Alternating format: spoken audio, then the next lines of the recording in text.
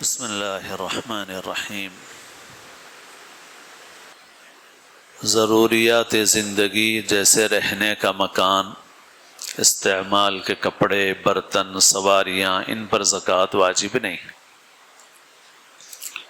یہ آدمی کی ضروریات زندگی ہیں، اسی لیے اگر کسی کا ذاتی مکان بھی ہے تو اس پر بھی کوئی زکوٰۃ نہیں ہے۔ جو کپڑے استعمال کے ہیں، جو برتن استعمال کے ہیں، سواریاں ہیں ضرورت کے لیے، چاہے وہ اسکوٹر ہو چاہے کار ہو، اس پر زکوٰۃ واجب نہیں ہوتی اگر آدمی کے استعمال کے لیے ہیں اپنے۔ ان ضروریات زندگی کے علاوہ اگر کسی کے پاس نصاب کے برابر مال ہو تو زکوٰۃ واجب ہوتی ہے۔ اب نصاب کیا ہے؟ اگر کسی کے پاس صرف سونا ہو تو سونے کا نصاب ہے 87 گرام 480 ملی گرام، 87 گرام 480 ملی گرام سونا۔ اور اگر چاندی ہے کسی کے پاس صرف، تو 612 گرام 360 ملی گرام چاندی، 612 گرام 360 ملی گرام چاندی۔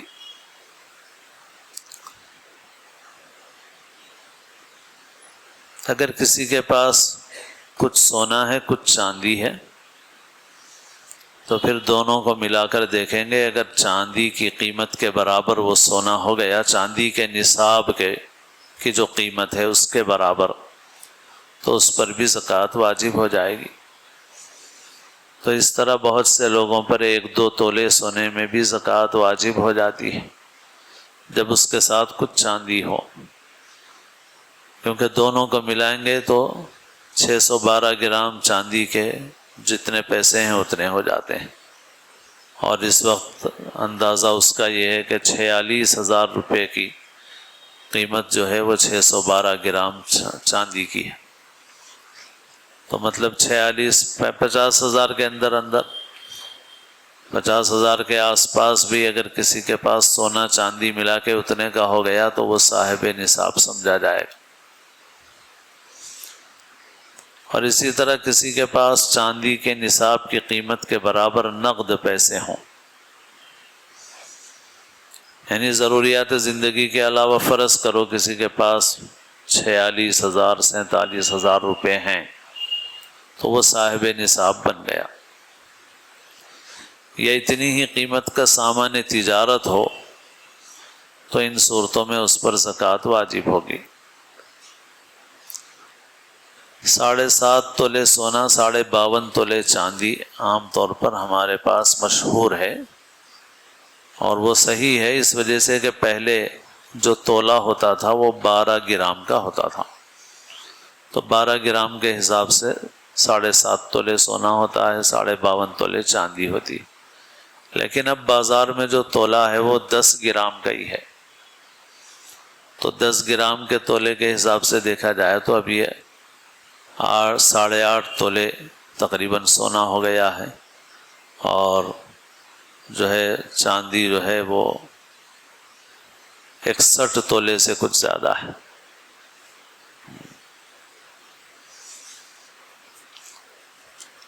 عام طور پر بہت سے لوگوں کے پاس کئی چیزیں ملی ہوئی ہوتی ہیں، یعنی کچھ سونا ہے، کچھ چاندی ہے، کچھ نقد پیسے ہیں، کچھ مال تجارت ہے، تو ان سب کو ملا کے دیکھیں گے، اگر ان کی قیمت نصاب کے برابر ہو جائے تو اس شخص کے اوپر زکوٰۃ واجب ہو جائے گی۔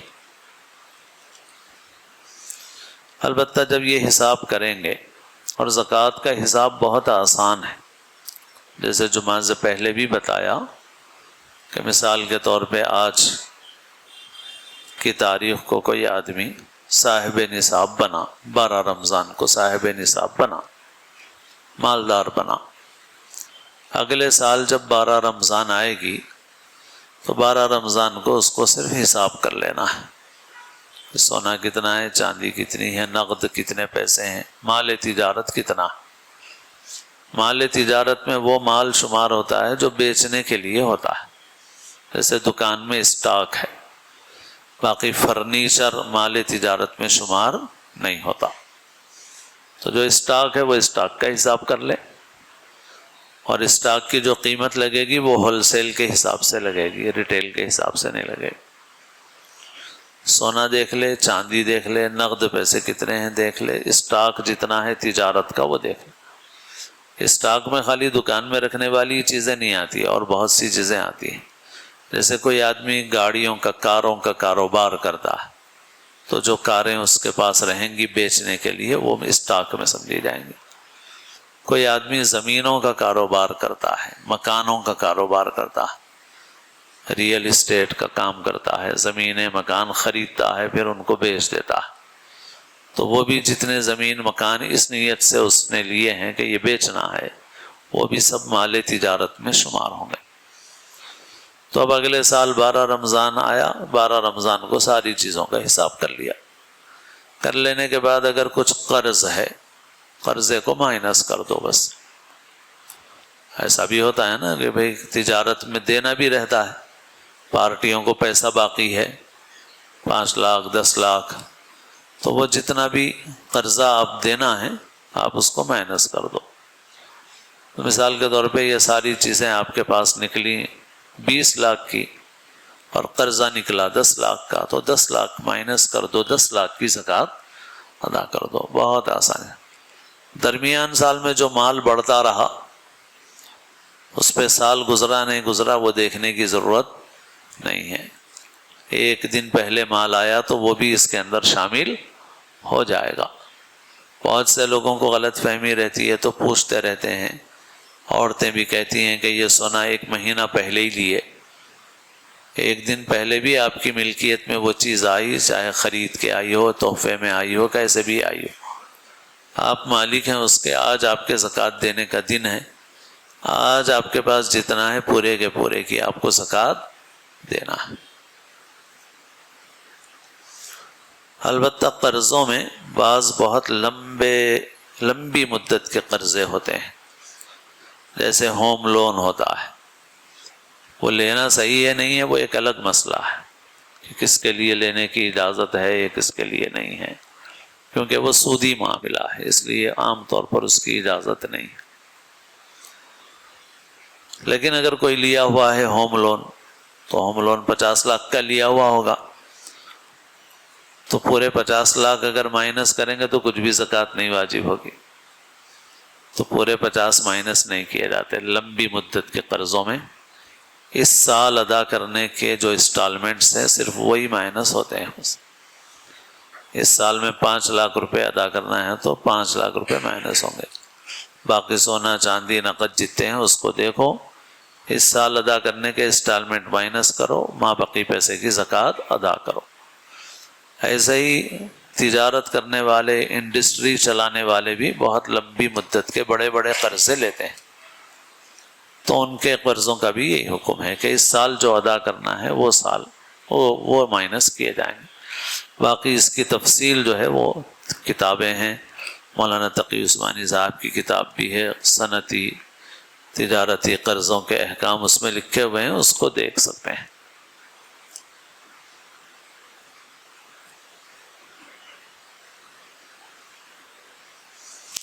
زکوٰۃ کتنی نکالی جائے گی؟ تو زکوٰۃ جو ہے وہ 2.5% کے حساب سے نکالی جائے گی۔ 1 لاکھ میں 2,500 روپے، بس یہ حساب ہے۔ 40واں حصہ یہی بنتا ہے 2.5%۔ تو نقد جو پیسے ہیں اس میں تو ایسے ہی نکالیں گے۔ اسٹاک مال تجارت جیسے میں نے کہا اس کا بھی ہول سیل کا ریٹ لگائیں گے، اور ریٹ لگا کے جتنا ریٹ لگے گا اس میں اسی حساب سے اس کی زکوٰۃ نکالیں گے۔ سونا چاندی ہے تو آج بیچنے پہ جو قیمت ملے گی اس کو معیار بنائیں گے۔ خریدتے وقت مہنگا بھی خریدا ہو یہ بھی ممکن ہے، سستا خریدا ہو یہ بھی ممکن ہے۔ جیسے 1 سال پہلے ہی لیا تو لیا تھا 1 لاکھ روپے میں، آج بیچنے جاؤ تو 70,000 روپے مل رہے ہیں خالی اس کے، تو 70,000 روپے پہ ہی زکوٰۃ واجب ہوگی۔ لیا تھا سستے میں، اس کا کوئی اعتبار نہیں ہے، جیسے 10 سال پہلے لیا تھا، 15 سال پہلے لیا تھا تو بہت سستے میں لے لیا تھا، تو خریدی کی قیمت نہیں دیکھیں گے کچھ بھی۔ آج مارکیٹ میں بیچنے کی صورت میں جو پیسے ملتے ہیں وہ معیار ہوں گے، اس کے اعتبار سے زکوٰۃ ادا کی جائے۔ مصارف زکوٰۃ،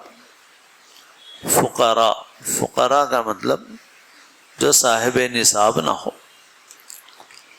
پھر نصاب بھی 2 قسم کے ہیں اصل میں۔ ایک نصاب وہ ہے جس پہ زکوٰۃ واجب ہوتی ہے، جسے آپ نے ابھی سنا۔ ایک نصاب وہ ہے جس پہ زکوٰۃ تو نہیں واجب ہوتی مگر فطرہ واجب ہوتا ہے، قربانی واجب ہوتی ہے۔ جیسے مثال کے طور پہ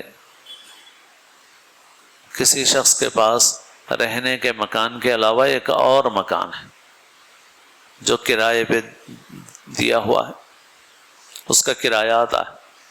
یہ رہنے کا مکان بھی ہے، ایک اور مکان ہے جو کرائے پہ دیا۔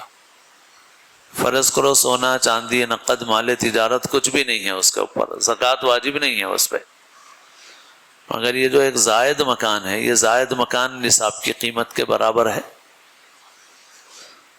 تو اس پر زکوٰۃ تو نہیں واجب ہوتی مگر فطرہ واجب ہوتا ہے، اس کے اوپر فطرہ واجب ہوتا ہے، قربانی بھی واجب ہوتی ہے۔ ایسے ہی پلاٹ ہے، کرایہ رائے بھی نہیں آتا اس کا، مگر اپنی ضروریات زندگی کے علاوہ ایک پلاٹ لے کے رکھا ہوا ہے، وہ پلاٹ اتنی قیمت کا ہے جو نصاب کے برابر ہے۔ تو اب پلاٹ بیچنے کے لیے نہیں خریدا، بیچنے کے لیے خریدا تو مال تجارت ہے، بیچنے کے لیے نہیں خریدا، اپنے لیے رکھ لینے کے واسطے خریدا، رکھا ہوا ہے۔ تو چونکہ اس کے پاس اتنی مالیت کی چیز ہے تو اس وجہ سے یہ فطرہ اس کے اوپر واجب ہوگا، قربانی واجب ہوگی اس کے اوپر۔ تو ایسے آدمی کو زکوٰۃ دینا تو اس کے ذمے نہیں ہے، مگر زکوٰۃ لینے کی بھی اجازت نہیں ہے، اس کو زکوٰۃ لینے کی اس کو اجازت نہیں ہے۔ اسی طرح ایک اور بھی بات ہے کہ زکوٰۃ کے لیے سال گزرنا شرط ہے، لیکن فطرے اور قربانی کے لیے سال گزرنا شرط نہیں ہے۔ اگر کسی کے پاس عید کے دن پیسے آ گئے، رمضان کی عید کے دن 50,000 روپے ہیں اپنی ضروریات کے علاوہ، مگر مالدار نہیں ہے وہ آدمی، آئندہ سال تک 50,000 رہنے کی کوئی بھی امید نہیں ہے، 2-4 دن میں 5 دن میں شاید ختم ہو جائیں گے، لیکن آج عید کے دن 50,000 روپے ہیں میرے پاس اپنی ضروریات کے علاوہ، کوئی قرض بھی نہیں ہے میرے اوپر، اور میرے پاس 50,000 روپے ہیں، اور زکوٰۃ کا بھی مسئلہ ہونے والا نہیں ہے کیونکہ میرے حالات ایسے ہیں کہ آئندہ سال تک رہنے والے نہیں ہیں پیسے، چند دن بھی شاید رہیں نہ رہیں، لیکن آج ہیں، آج فطرہ دینا پڑے گا۔ یہی حکم قربانی کے دن اگر پیسہ ہو تو اس میں بھی ہے۔ تو بہرحال جس آدمی کے اوپر نہ زکوٰۃ واجب ہو رہی نہ فطرہ واجب ہو رہا، اگر اس کے پاس مکان ہے، اس کے پاس گاڑی ہے، تو بھی اس کو زکوٰۃ آپ دے سکتے ہیں، وہ صاحب نصاب نہیں، شریعت کی نظر میں وہ بھی فقراء میں شامل ہے، اگرچہ کہ ہم لوگ فقیر اس کو سمجھتے ہیں جو بالکل ہی نہ ہو، جس کے پاس بالکل ہی نہ ہو اس کو شریعت میں مسکین کہتے ہیں۔ تو فقراء بھی ہیں، مساکین وہ ہیں جن کے پاس کچھ بھی نہیں، فقراء وہ ہیں جن کے پاس ہے مگر اتنا نہیں ہے کہ اس پہ زکوٰۃ واجب ہو، اس پہ فطرہ واجب ہو، اس پہ قربانی واجب ہو، ہے مگر نہ زکوٰۃ واجب ہوتی ہے اس آدمی پہ، نہ فطرہ واجب ہوتا ہے اس آدمی پہ، نہ قربانی واجب ہوتی ہے اس آدمی پہ، تو شریعت کی نظر میں وہ فقراء میں شامل ہے، اس کو ہم زکوٰۃ کا مال دے سکتے ہیں۔ اور پھر اس میں اپنے قریبی رشتہ داروں، پڑوسیوں، اہل تعلق، ان میں جو مستحقین ہوں ان کی خود فکر کر کے ان تک زکوٰۃ اچھے انداز میں پہنچانا چاہیے، اور زکوٰۃ مالکانہ اختیار کے ساتھ دینا ضروری ہے، دے دیا جائے اس کو، پھر جو کر لے وہ۔ اسی لیے اگر کوئی اپنے دسترخوان پہ بٹھا کے کھانا کھلائے زکوٰۃ کے پیسے سے تو زکوٰۃ ادا نہیں ہوگی، کیونکہ مالکانہ اختیار نہیں دیا اس کو، اور کھانا اس کے ہاتھ میں دے دیا اتنی قیمت کا، تو زکوٰۃ اتنی قیمت کی ادا ہو جائے گی، کیونکہ کھانا اپنے ہاتھ میں دے دیا، وہ چاہے کھائے چاہے بیچ لے، اختیار ہے اس کا۔ بہت سے لوگوں کی زکوٰۃ زیادہ نکلتی ہے تو وہ مالکانہ اختیار کے ساتھ دینے میں پیچھے ہٹتے ہیں، کچھ اور کام کرنا چاہتے ہیں۔ جیسے کئی سال پہلے کچھ تاجر حضرات آئے تھے کہ ہم لوگ بجائے پیسے دینے کے ہم سینٹر قائم کریں گے، سلائی سینٹر بنائیں گے، عورتوں کو اس میں سکھائیں گے وغیرہ۔ تو میں نے کہا نہیں ہوگی بھائی زکوٰۃ۔ اور بہت لمبی گفتگو کی انہوں نے، بات اصل میں یہ تھی کہ اتنی بڑی رقم دینے کا حوصلہ نہیں ہو رہا تھا، اتنی بڑی رقم کیسا دے دینا لوگوں کو۔ تو آپ کی رقم میں سے وہ رقم کتنی ہے بھائی؟ 40واں حصہ ہے، وہ بھی سارے مال کا نہیں ہے، رہ رہے سو مال کا نہیں ہے، استعمال کر رہے سو گاڑیوں کا نہیں ہے، شریعت نے اس پہ نہیں لگایا۔ وہ اس کو دیکھا جائے تو آپ اور بھی بہت زیادہ مالدار ہیں، آپ کے پاس جو سونا ہے، چاندی ہے، نقد ہے، مال تجارت ہے، خالی اس کا 40واں حصہ نکالو بھلے آپ کو۔ یہ 40ویں حصے میں آپ کو یہ نہیں دیکھنا ہے، بس آپ کو دے دینا ہے، نیکی کر دریا میں ڈال، پھینک دو اس کو، ختم، وہاں اللہ کے پاس اجر لے لو۔ باقی آپ کو لگ رہا ہے کہ نہیں بہت اچھا کام ہے سینٹر چلانا، فلاں کرنا، تو آپ وہ 2.5% کے علاوہ باقی اور پیسوں سے کیجئے، کیونکہ باقی پیسے بھی بہت ہیں۔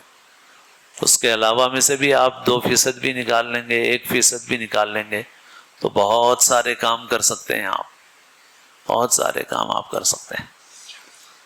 یہ 2.5% تو چھوڑ دینا ہے آپ کو، یہ بس فقراء، مساکین، ضرورت مندوں کو دے دینا ہے، ختم، اختیار ختم ہمارا۔ باقی یہ فکر کرنا کہ بھائی غلط استعمال نہ کریں، اس کے لیے مناسب تدبیریں اختیار کی جائیں گی، وہ تدبیریں اختیار کر کے غلط استعمال بھی نہ ہو پیسوں کا، ان کے کام آئے، وہ بھی اچھی زندگی گزاریں، اس فکر کے ساتھ دوسری تدبیریں کر سکتے ہیں۔ بہرحال جو زکوٰۃ دی جا رہی ہے وہ مالکانہ اختیار کے ساتھ دینا چاہیے۔ جن دینی اداروں میں زکوٰۃ کا مصرف ہو اور قابل اعتماد ہو، زکوٰۃ ادا کی جا سکتی ہے، اس میں مستحقین کی مدد اور اشاعت علم دین کی وجہ سے دوہرا اجر ہے۔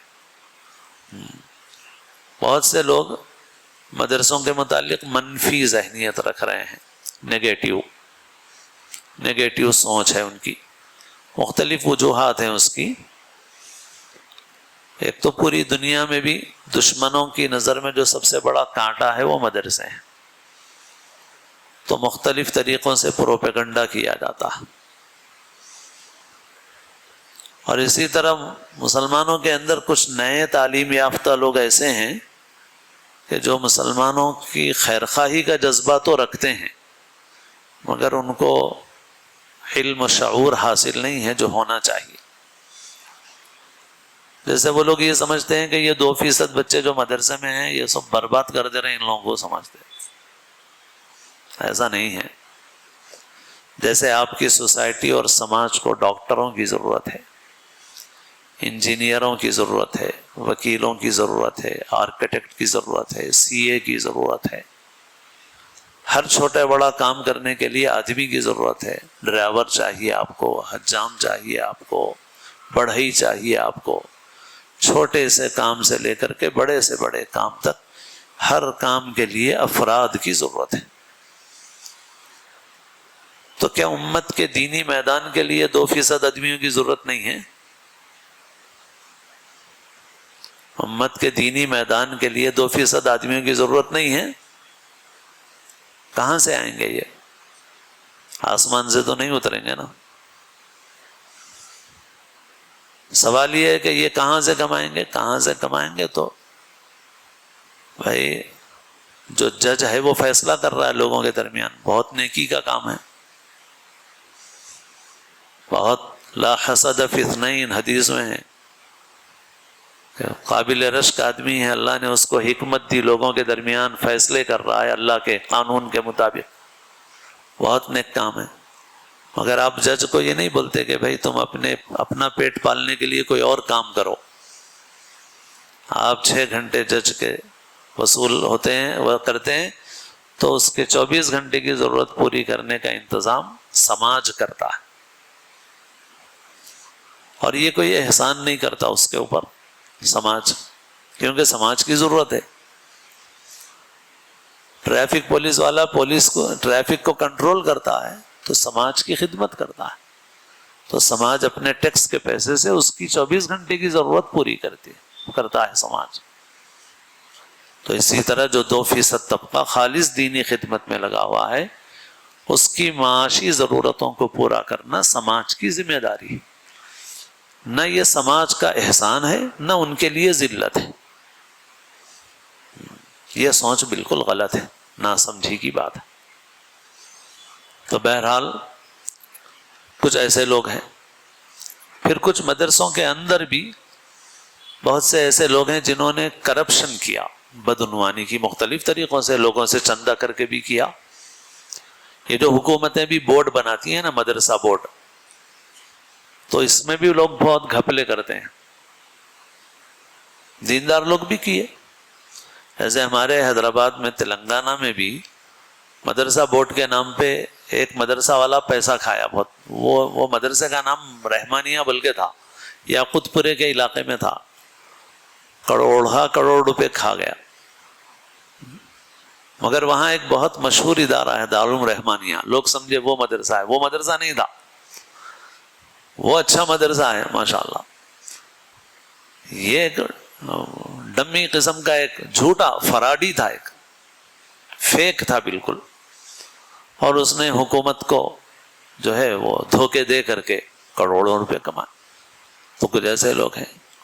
اور کچھ ہیں اس وقت بھی سفارا ہیں ماشاءاللہ، اچھے اداروں کے سفارا بھی ہیں، اور بہت سے ادھر ادھر شہر میں پھر رہے ہیں. آپ کو اس میں بہت سے لوگ جھوٹے بھی ہیں، ویسے بھی ہیں ہر قسم کے ہیں، ہر میدان میں ہیں. تو بعض اوقات یہ جو ان لوگوں نے کرپشن کیا، بدعنوانی کی، یا چندے کے نام پہ کمیشن کھایا، یا مدرسوں میں غبن کیا، تو ویسے کچھ واقعات سامنے آ جاتے ہیں، تو اس کی وجہ سے بھی لوگوں کی ذہنیت منفی بن جاتی ہے. پھر بعض اوقات پوری سمجھ سے کام نہیں لیتے لوگ ایسا سمجھتے ہیں. ایک تو یہ پہلو ہو گیا. یہ ایک اور پہلو بتا رہا ہوں. بعض وقت لوگ یہ سمجھتے ہیں کہ بھائی یہ غریبوں کو دینا، بھائی یہ مدرسے والوں کو کہنا. تو بھائی میں بولتا ہوں کہ بھائی آپ ایک سلم بستی میں لے جاؤ، تقسیم کر کے آ جاؤ. آپ کچھ کھانے میں بھی اڑائیں گے، کچھ شام میں جا کے دیکھو پینے میں بھی اڑائیں گے. کھانے میں بھی اڑائیں گے، رات میں جا کے دیکھیں تو آپ پاکٹوں میں بھی اڑائیں گے. اچھا نہیں اڑائے سمجھو، دے دیے، کھا لیے، آ گئے. کھا کے بچے بستی میں پھر رہے ہیں. بچے وہ کھا کے بستی میں پھر رہے ہیں. کیا فائدہ ہوا وہ بچوں کا؟ صرف کھانے کا فائدہ ہوا نا. فرض کرو وہ ان بچوں کو ایک مدرسے میں لایا گیا اور وہاں پر 100 بچے رکھے گئے اور ان 100 بچوں کو 1 سال تک کھلایا گیا. لوگ کہیں کہیں کھلاتے ہیں تو فوٹو لیتے ہیں، ویڈیو لیتے ہیں، بہت بڑا کام کر رہا ہوں بولتے، تھیلے تقسیم کرے، راشن تقسیم کرے، دسترخوان بجا کے کھلائے، پارٹی کرے، فوٹو لیتے اتنا کھلائے بول کے. یہ 100 بچے سال بھر، سال میں 360 دن نہیں، چھٹیاں نکالے تو کم سے کم 250 دن تو کھاتے ہیں یہ بچے. تو یہ 250 دن تک 100 بچے روزانہ 3 وقت کا کھانا کھائیں، اور پھر علم بھی حاصل ہو، ان کو تعلیم بھی حاصل ہو، ان کی سماجی سطح بلند ہو، ان کی ذہنی سطح بلند ہو. یہ بہت بڑے کمانے والے نہ بنے، تب بھی ان کے اندر دین آتا، علم آتا، شعور آتا، سمجھ آتی، ان کا لیول اونچا ہوتا. تو یہ 100 بچوں کو لے جا کے وہاں رکھ کے 250 دن کھلانا اور ان کو تعلیم دینا اچھا ہے یا بستی میں دے دینا اچھا ہے؟ تو بہرحال البتہ ہماری ذمہ داری ہے کہ ہم معلوم کریں کہ کون سے ادارے ڈھنگ سے کام کر رہے ہیں، صحیح کام. اور جو ادارے صحیح کام کر رہے ہیں، صحیح تو یہ ہے کہ اب یہ بھی دور دور سے سفراء آتے ہیں، تو اب ہم لوگ بھی جن کی کچھ مناسب تعداد ہے ان کا اعلان کرتے ہیں. کم تعداد ہوتی ہے، کبھی موقع ہوا کرتے ہیں، ورنہ نہیں کرتے. اور وہ بول بھی رہے ہیں بڑے علماء کے بھائی جو کم تعداد والے ہیں اپنے علاقے میں ہی کام کر لو. بہت دور جانا نہ پڑے، 2 3 ریاستوں کو پار کر کے جانا نہ پڑے، مگر بہرحال پھر بھی ضرورت ہے آتے ہیں۔ مگر اس میں بہترین نمونہ گجرات والے ہیں۔ گجرات کا کوئی سفیر نہیں آتا، دیکھیں آپ گجرات کا کوئی سفیر، میں نے 25 30 سال میں ایک بھی گجرات کا سفیر نہیں دیکھا ہے۔ ایک مرتبہ ایک آیا تھا مگر وہ جھوٹا نکلا، فراڈی تھا وہ، باقی کسی میں۔ اور گجرات کے مدرسے کیسے ہیں ہم لوگ جا کے دیکھیں گے تو ہماری آنکھیں کھلی کی کھلی رہ جائیں گی اگر ہم گجرات کے مدرسے دیکھیں۔ بہترین مدرسے، شاندار مدرسے، 200 بچے، چھوٹے مدرسوں کی بات کر رہا ہوں، بڑے مدرسے ہیں تو 700 بچے، 1000 بچے، 1500 بچے، اور بہترین ایریا، بہترین تعمیرات، بہترین تعلیم۔ ان لوگوں کے اندر یہ ہے کہ ایک ایک فیملی ایک ایک ادارہ چلا لیتی۔ گجراتی تجارت میں بہت اچھے ہیں، پوری دنیا میں تجارت میں لگے ہوئے رہتے ہیں، افریقہ میں ہیں، لندن میں ہیں، تو جو ان کی فیملی کے لوگ ہیں یہاں ہیں وہاں ہیں، سب مل کر ایک فیملی 500 بچوں کا مدرسہ، 700 بچوں کا مدرسہ، 1000 بچوں کا مدرسہ، اور پورے اخراجات برداشت کر لیتے ہیں۔ بنگلور وغیرہ کے علاقے میں بھی اتنا تو نہیں ہے مگر بہت بہتر ہے وہاں بھی۔ اسی وجہ سے آپ کو بنگلور کے مدرسوں کے سفیر کم ملیں گے، کبھی کبھی آتے ہیں، بعض بڑے اداروں کے بھی آتے ہیں، بعض چھوٹے اداروں، مگر زیادہ تر وہاں کے ادارے ایسے ہیں کہ وہاں کے مالداروں کی فکر یہ ہے کہ یہاں کے ان اداروں کی ضرورت ہم خود پوری کر لیں، اور ہم لوگوں سے اچھے انداز سے پوری کرتے ہیں۔ وہاں مساجد کی خدمت کرنے والوں کی بھی تنخواہیں اچھی ہیں، مدرسوں میں خدمت کرنے والوں کی بھی تنخواہیں اچھی ہیں، ظاہری مینٹیننس بھی بہت اچھا ہے، صفائی ستھرائی، تعمیرات، مطلب ان کے اندر ایک مزاج ہے کہ ہم اپنے علاقے کے مدرسوں مسجدوں کی ضرورتوں کو ہم کو پورا کر لینا ہے۔ ہم لوگوں کے پاس یہ نہیں ہے، مگر ہر علاقے میں لوگوں کو اس طرح کی فکر کرنا چاہیے، اور جن کو اللہ تعالیٰ نے زیادہ مالی گنجائش دی ہے تو وہ ایک ایک ادارے کو اڈاپٹ کر لیں اور اس کو بھی ذمہ داری لے لیں، یا ایک گروپ مل کر کے ذمہ داری لے لے، ایک خاندان مل کر کے ذمہ داری لے لے اور ایک ایک ادارے کو سنبھال لیں، تو پھر سفراء کو بھی بہت زیادہ دور دور جانے اور چندہ کرنے کی بھی ضرورت پیش نہیں آئے گی۔ تو بہرحال مدرسے بہت ضروری ہیں، بلکہ مدرسے مسلمانوں کے دین ایمان کی حفاظت کا سب سے بنیادی ذریعہ۔ اس وقت مسلمان ملکوں میں بھی جہاں اس قسم کے مدرسے نہیں ہیں وہاں کے حالات بہت خراب ہیں، تو اس وجہ سے جہاں اعتماد ہے آپ کو، قابل اعتماد ہے، وہ معلوم کرنا آپ کی ذمہ داری ہے، معلوم کیجیے، اور جو قابل اعتماد ہیں آپ ان میں اپنا مال لگائیے، وہ آپ کے مال کا بہتر مصرف ہے، غلط مصرف نہیں ہے آپ کا۔ اللہ تعالی ہم سب کو توفیق عمل نصیب فرمائے۔